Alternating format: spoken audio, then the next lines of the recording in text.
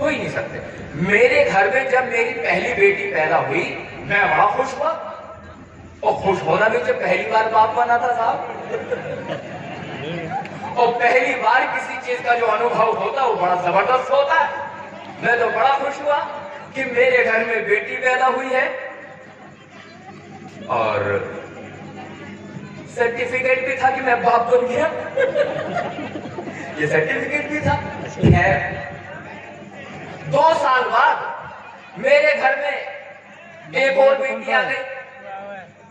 अब साहब मैं तो अभी भी खुश हूं, क्योंकि मेरे घर में 2 बेटियां हैं और 2 बच्चे बहुत हैं, and I was quite happy. लेकिन मेरी खुशी वो मेरे तक ही सीमित थी।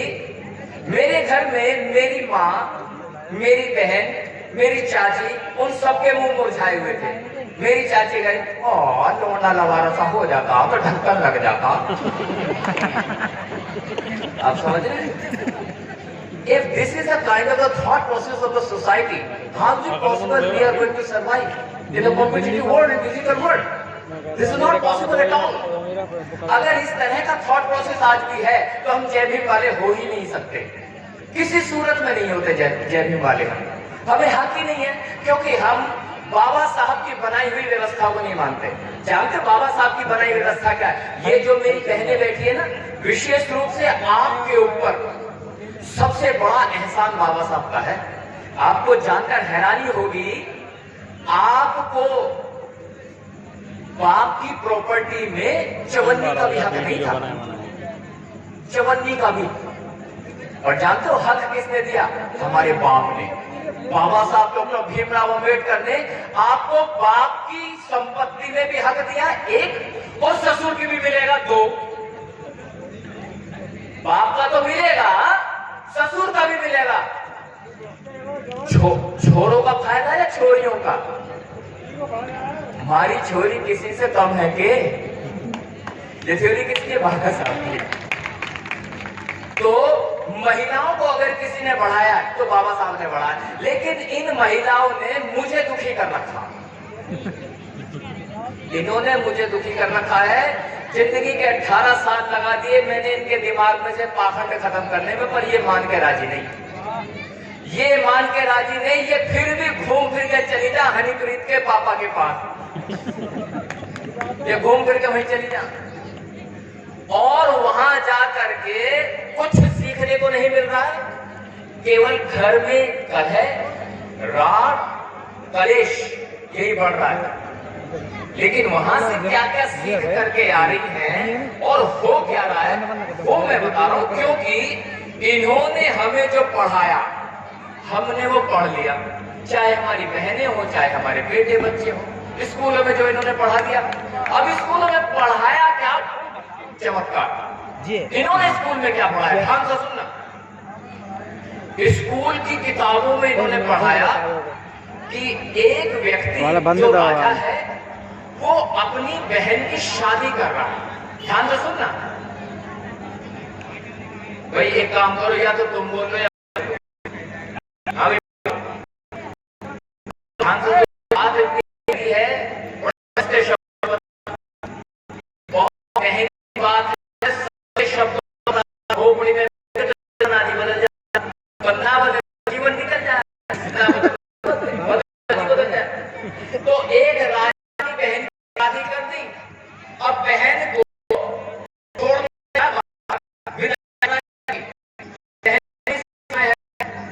और तो बाहर निकल के वो आसमान फट गया, आसमान फट गया।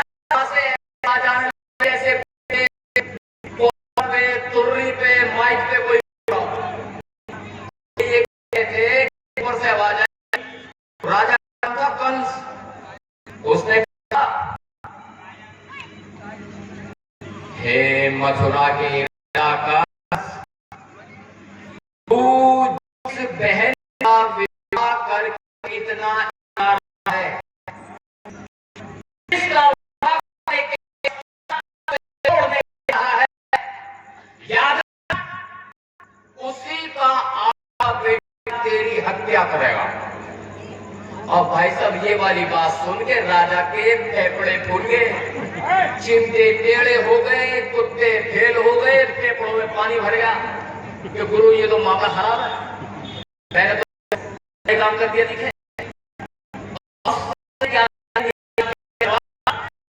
मारने के लिए दौड़ के ना रहेगा, बजेगी बांस का इंतजाम कर। अब वो उस बहन को, उसका नाम था देवकी, उसे मारने के लिए दौड़ पड़ा। और जिसका ब्याह हुआ था वो लड़का वासुदेव, तो ओ भैया ओ बाबूजी, ओ बड़ी मुश्किल से ब्याह हुआ यार, तो इसे निपटा देगा। मैंने कहा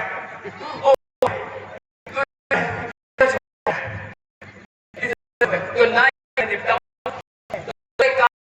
पति से, बच्चा हुआ, हम 8वें तक तेरे को बता रहे मार दीजिए। वो कहने लगा बात तो ठीक है भाई, पर मैं तुम्हें जो है जेल में जरूर डालूंगा। अब उसने पता है दोनों को क्या करा, दोनों को उठा के एक ही जेल में बंद कर दिया। पहले तो ये बताओ, दुनिया का कोई ऐसा जेल है जिसमें पुरुष और महिला को एक साथ बंद किया जाता हो? उन्होंने कर दिया। वहां तो खेती बाड़ी शुरू हो गई। अब आप ये देखो, हमें सिखाया क्या था? हमें ये सिखा रहे हैं कि पुरुष और महिला को एक साथ जेल में रखा गया, और फिर हमें सिखाया जा रहा है कि किस तरह से देखो यार, पागल बना दोनों दुनिया लिखने मूर्ख था, देखते हुए बनाई। तो कहानी लिखने वाला है, हम मूर्ख देखते हुए बनाई गई। अब डिसाइड करो कि लिखने वाला है या हम मूर्ख है। अब मुझे कौन मूर्ख है? अपने को ना कहने का कोई गुरु, कहना काम थोड़ी है। भाई साहब, सीन क्या हुआ, किसी तरह से कहानी आगे बढ़ गई और बच्चा बड़ा हो गया।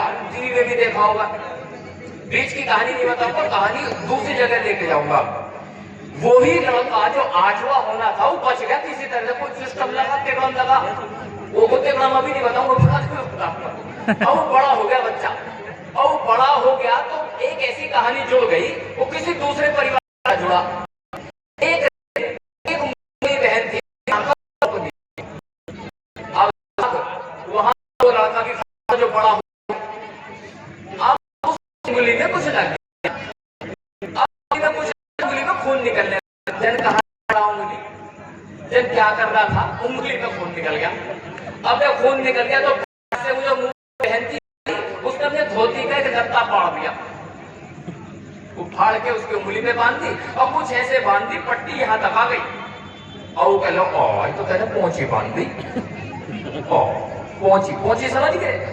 साजन के हाथ भेजी है पहुंची, वह पहुंची के ना पहुंची, वहां से खबर पहुंची तो यह पहुंची कि तेरी पहुंची ना पहुंची। तो द्रौपदी ने बात दी पहुंची, अब साहब पहुंची बन गई। अब तो रिश्ता बन गया बहन भाई वाला।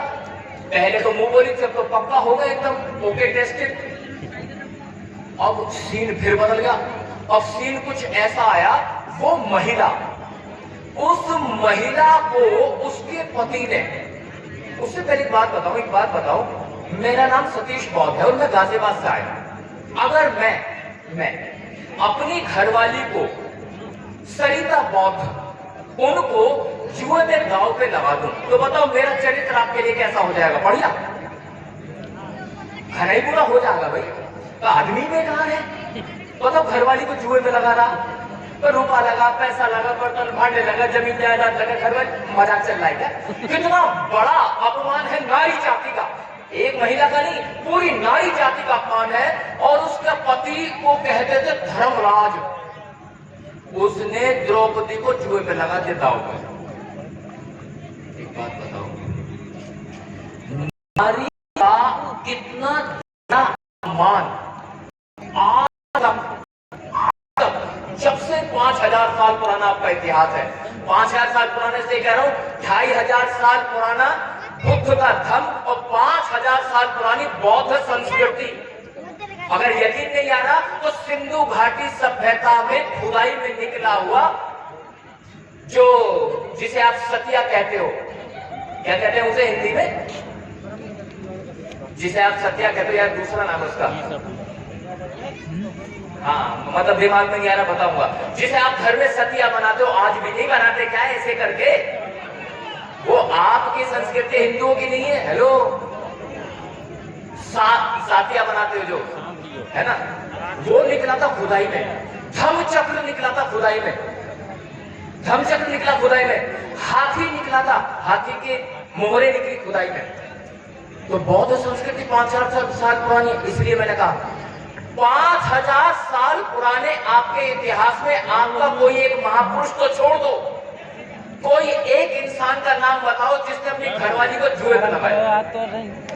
तो खटक जिसने जुए पे लगाया। लेकिन वहां उन्होंने हमें सिखाया, उन्होंने किताबों में लिखा है जुए में हराया।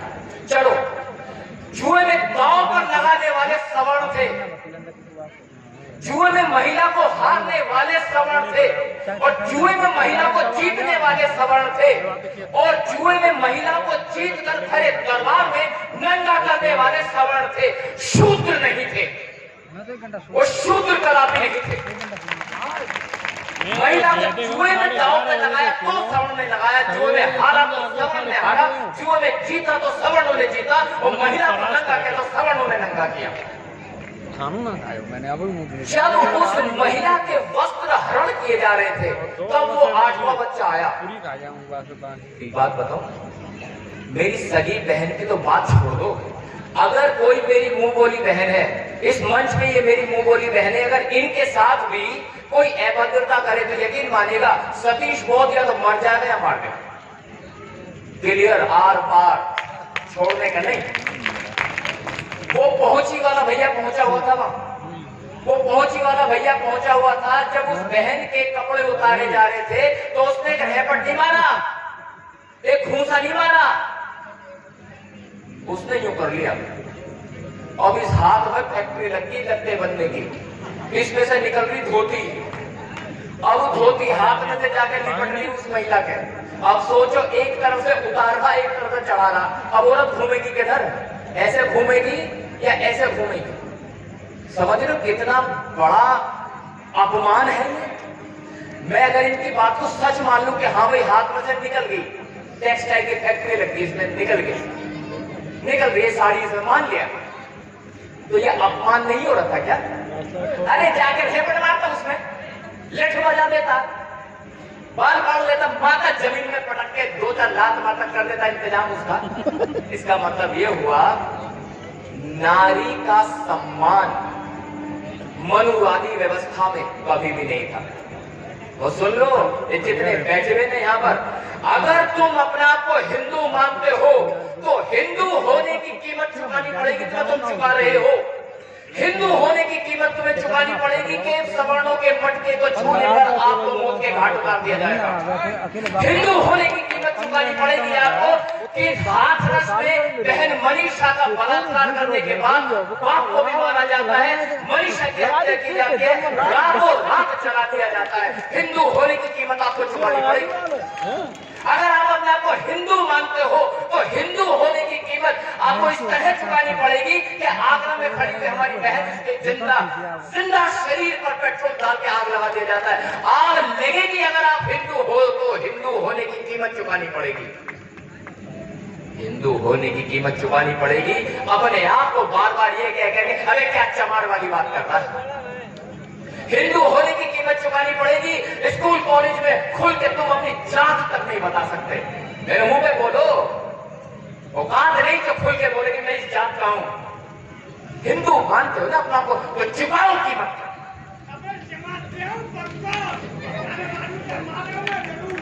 ताली लगाओ भाई, कह रही जोरदार ताली लगाओ।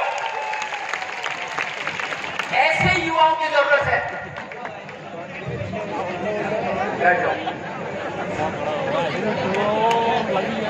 समझ रहे हो आप? मैं गाजियाबाद से आया हूं, गाजियाबाद में बहुत काम किया, अब तो पूरे देश में काम कर रहा हूं। जानते हो वहां पे एक चीज ऑब्जर्व की मैंने, क्या ऑब्जर्व किया? समाज में जैसे ही शाम होने लगती है, जैसे ही 6 बजते हैं, फिर 6:30 बजते हैं, फिर 7, फिर 7:30, फिर 8 जैसे बजते हैं, 2 पैग अंदर समाज का लौंडा सिकंदर। और मैंने देखा है अपनी आंखों से लड़कों को बाप को पीटते हुए, मैंने अपनी आंखों से देखा है लड़कों को बाप को पीटते हुए, और बेटी के ओ भैया ना करे पापा, अरे पापा जी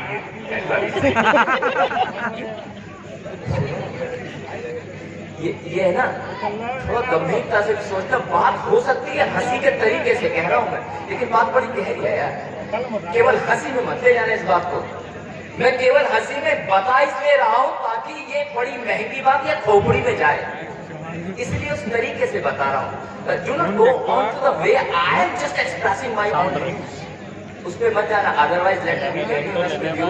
मैं NLP सर्टिफाइड ट्रेनर हूँ यार। NLP सर्टिफाइड होता है न्यूरो लिंग्विस्टिक प्रोग्रामिंग। मैं ब्रेन की प्रोग्रामिंग करता हूँ, ये मेरा सच्चा प्रोफेशन है। और आपको फ्री में माल बेच रहा हूँ, उसकी कीमत नहीं है। फ्री में समझा रहा हूँ, उसकी कीमत नहीं है। इस समाज में 20 साल से काम कर रहा हूँ, लेकिन लोग सुधरने को तैयार नहीं है। जानते हो भाषा क्या है? ये युवाओं की भाषा। जिस घर में संस्कार ना हो ना, घर बर्बाद हो जाएगा। और जिस समाज में संस्कार ना हो, समाज बर्बाद हो जाएगा। जिस देश में संस्कार ना हो, देश बर्बाद हो जाएगा। जानते हो, ये हो सकता है मेरी बात लड़कों को बुरी लगेगी। ये घर में आते मम्मी मम्मी तो बोल भी ना रही है, मम्मी क्या पकाया, अब तू क्या कर रही हो? माँ को तू करके बात करने के, बोलो मेरे मुंह पे झूठ बोल रहा हूँ तो यार, जमीन को करके काम कर रहा हूँ, सब पता है मुझे। मैंने सबको देखा है हमाम में कैसे बैठे हो। मम्मी तू क्या कर रही है? मम्मी वो जिसने 9 महीने पेट में रख के मेरे जैसे लड़के को जन्म दिया। मम्मी वो जिसने जन्म देते समय उतना दर्द बर्दाश्त किया कि पुरुष की 60 हड्डी एक साथ तोड़ी जाए, और उससे जो दर्द होगा वो एक माँ को होता है। अरे दूसरी जिंदगी हो सकता था मर जाती है वो तुम्हें पैदा करते करते है, और उसे क्या सुनने को मिला? मम्मी तू क्या कर रही है? तू इन शब्दों से नवाजा गया। ये तो बाबा साहब की संस्कृति नहीं है साहब। बाबा साहब ने तो नारी को सर्वोपरि माना है, नारी का सम्मान किया है। लेकिन हम क्या कर रहे हैं? अरे जिस घर में संस्कार नहीं, वो घर बर्बाद हो जाएगा। शुरुआत अपने आप से करो साहब। मैं तो सफाई कर्मचारी हूं, लोगों की खोपड़ियों की सफाई करता घूम रहा, लेकिन आपको समझना पड़ेगा, क्योंकि एक तरफ तो आपका पाखंड है, दूसरी तरफ अंधविश्वास है, और तीसरी तरफ मनुवाद तैनात है आपको बर्बाद करने के लिए। अब मैं जो बताने जा रहा हूं ना, हो सकता है थोड़ा आपको पता ना चले, हो सकता है पहली बार पता चले कि ये लड़का बता के गए, लेकिन उससे पहले एक बात जरूर बताना चाहूंगा। एक बार जंगल में आग लग रही, बड़ी भयंकर आग, त्राही त्राही हो रही, सारे जंगली जानवर पशु पक्षी इधर उधर भाग रहे। तभी जंगल के बादशाह ने एक फरमान सुनाया कि एक आपातकालीन बैठक का आयोजन किया जा रहा है। सभी पशु पक्षी वहां पहुंचे।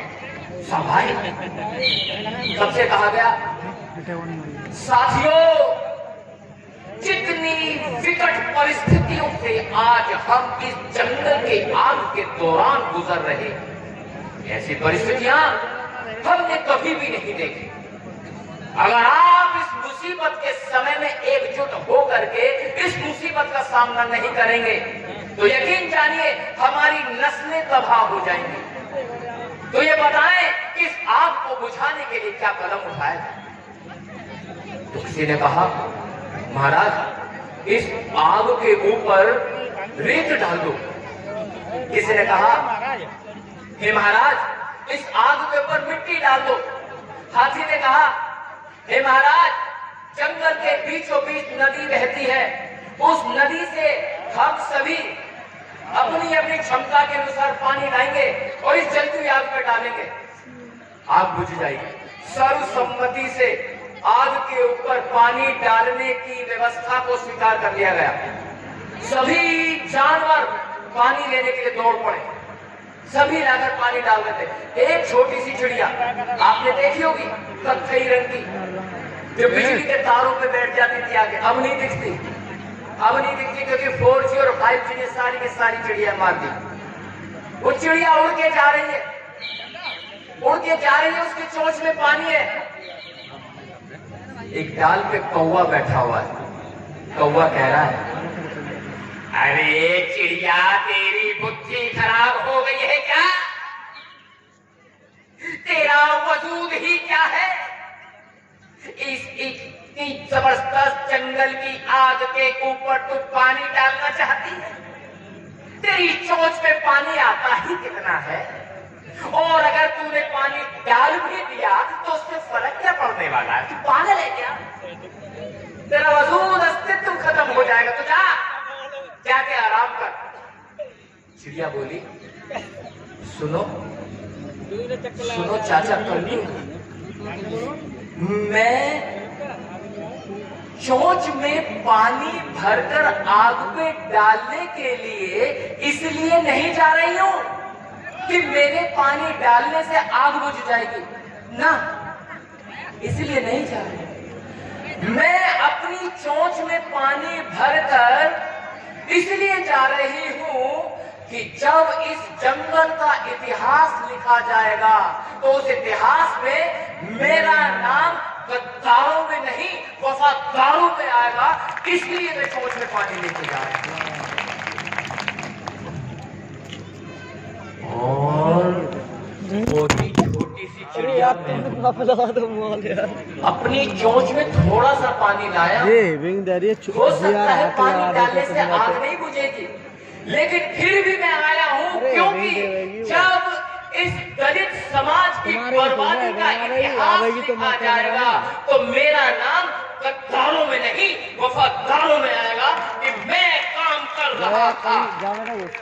लेकिन अभी तो ये जितने ताली बजा रहे मेरे युवा साथी बैठे, अभी तो इन्हें पता ही नहीं कि आग लगती नहीं है। गड़बड़ तो ये है, मुझे ही बताना पड़ता है कि आग भी लग रही है। बताओ कैसे? ऐसा कलेजा मुंह को आ जाएगा, आग लगती देखोगे, दिखाऊंगा कैसे आग लगी है। ये जितने मेरे युवा बैठे हैं, जवाब देना मेरी बात का। पढ़ाई कर रहे हो ना सारे? बोलो हाँ या ना। सब पढ़ रहे हैं, वेरी गुड। क्यों पढ़ रहे हो? क्या उम्मीद है?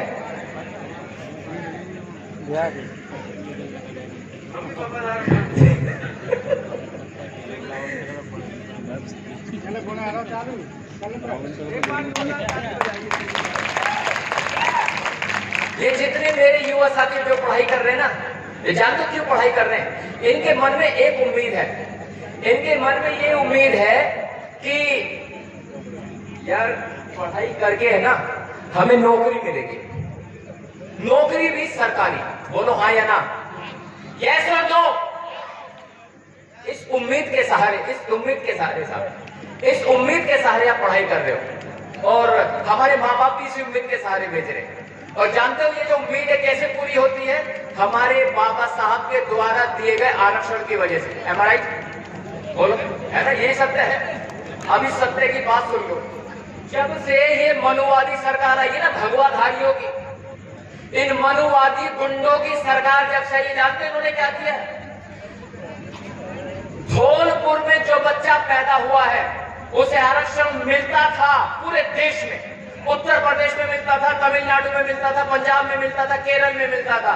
लेकिन इन मनुवादी गुंडों की सरकार ने अब धौलपुर में पैदा हुए बच्चे को नौकरियों में आरक्षण केवल और केवल राजस्थान में ही मिलेगा, मध्य प्रदेश में ना मिलेगा, उत्तर प्रदेश में नहीं मिलेगा, हरियाणा में नहीं मिलेगा। सच बताना, ये बात पता थी आपको? नहीं पता है ना? इन्हें नहीं पता। जानते क्यों नहीं पता? क्योंकि ये जो बात मैं कह रहा हूं ना, ये बात आपको उस आदमी को बतानी चाहिए थी जो आपके पैर छू के आपसे वोट लेकर के गया था। ये उसकी जिम्मेदारी थी, उसकी जिम्मेदारी थी। अच्छा एक बात बताओ, जिस समय ये बर्बादी का नियम लिखा जा रहा था, जिस समय आपकी बर्बादी का नियम लिखा जा रहा था, तो बताओ तुम्हारा नेता कहां सो रहा था? बताओ तुम्हारा सामाजिक नेता कहां सो रहा था? बताओ तुम्हारा धार्मिक नेता कहां सो रहा था? वो सब छोड़ो यार, तुम कहां सो रहे थे? ये जो मोबाइल आ गए ना, मोबाइल में नंगी नंगी फोटो तो देखते हो तो है, मतलब की चीज नहीं देखते। आपके भविष्य को बर्बाद किया गया वो नहीं देखते, तो अंडे चीजें देखना बड़ा पसंद है भाई। समाज के ऊपर जो कुठाराघात हो रहा है उसके बारे में तो कभी नहीं सोचते, मोबाइल पे कभी नहीं देखते। चलो टीवी पर नहीं बताया टीवी पर, तो मोबाइल पे तो आ रहा होगा ना, लेकिन हमारा ध्यान नहीं गया ध्यान। बात अगर इतनी होती तो बात समझ में आती, बात इससे और आगे बढ़ गई। ध्यान से सुनना, हमारे समाज में बड़े मजबूत लोग हैं, बड़े अच्छे बच्चे हैं जिनके 95% मार्क्स आते थे, 98% आते थे। जानते क्या होता था? उन्हें एससी अनुसूचित जाति की कैटेगरी से निकाल करके जनरल में शिफ्ट कर देते थे, एक सीट बच जाती थी, किसी गरीब के काम आ जाती थी। लेकिन इन मनुवादी भगवाधारी गुंडों ने पता है क्या किया? आपके बच्चे के चाहे 50,000% नंबर आ जाए, अब वो अनुसूचित जाति की लिस्ट में रहेगा, उससे आगे जनरल में ट्रांसफर नहीं किया जाएगा। ये बताइए, बहुत बढ़िया हो गया तुम्हारे लिए, बुरा हो गया?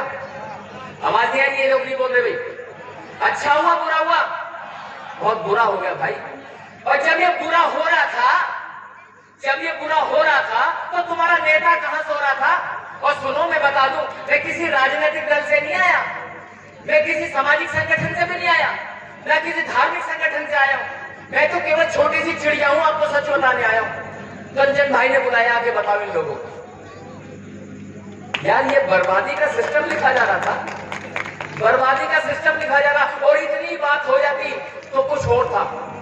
अगर इतनी बात होती तो कुछ और था, पर ये हो ना सका, और अब ये आलम है कि तू नहीं तेरा गम, पर ये हो ना सका, और अब ये आलम है कि तू नहीं तेरा गम, तेरी जुस्तजू भी नहीं, और गुजर रही है जिंदगी इस तरह, इसे किसी के सहारे की आरज़ू भी नहीं, और बस यूं ही रह जाऊंगा कभी खो के मेरी हमनफस। तो मुझे जवाब दे या न दे, बस कभी कभी मेरे दिल में ख्याल आ जाता है, तो ये ख्याल कलेजा मुंह को आता है। बात अगर इतनी होती तो कुछ और हो सकता था। जानते हो, भारत का प्रधानमंत्री कोई बात कह दे तो मैं यकीन नहीं करूंगा, मैं सोचूंगा तो नेता है, नेता ना देता ना लेता, ऐसा होता है नेता। क्योंकि वो तो 15 लाख नौकरी भी दे रहा था, उसकी बात का क्या भरोसा, 15 लाख रुपए अकाउंट में दे रहा था, 2 करोड़ नौकरी दे रहा था, क्या भरोसा ऐसे आदमी की बात। लेकिन अगर भारत की सबसे बड़ी अदालत, बात की गहराई समझ लेना, अगर भारत की सबसे बड़ी अदालत कुछ कहे तो उसे हल्के में नहीं ले सकते। जानते हो भारत की सबसे बड़ी अदालत क्या कह रही है? भारत की सबसे बड़ी अदालत कह रही है, इन अनुसूचित जाति, अनुसूचित जनजाति के लोगों को जो आरक्षण दिया जा रहा है, इसकी समय सीमा निर्धारित करो। हेलो, वो कह रहा है कि इसकी समय सीमा निर्धारित करो। मतलब क्या हुआ? एक दिन एक तिथि फाइनल करो, उसके बाद इनको आरक्षण देना बंद करो। मतलब क्या हुआ? आरक्षण की समाप्ति का ताना बाना तैयार है। तो आपके फायदे की बात हो गई, आपके घाटे की बात हो गई? आवाज नहीं आ रही? घाटे की बात हो गई। जब आपके घाटे का ताना बाना तैयार हो रहा था तो बताओ तुम्हारा नेता कहां सो रहा था? और सुनो, एक बात और बता दूं, लोग तो इंतजार करते हैं कि कहीं समाज में बलात्कार हो जाए या कहीं कोई मार दिया जाए और फिर हम वहां जाके कहें जय जय जय जय जय भीम और अपना फोटो खिंचवाए जाके। हीरो बन रहे हैं लोग यार, समाज का काम करना नहीं चाहते, हीरो बनना चाहते हैं।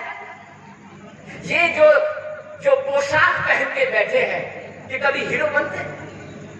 अपने परिवार को छोड़ करके, अपना खून पसीना लगा करके समता सैनिक दल को आज भी जिंदा करके रखा है, जो बाबा साहब के खून से सीखी हुई पार्टी थी, दल है।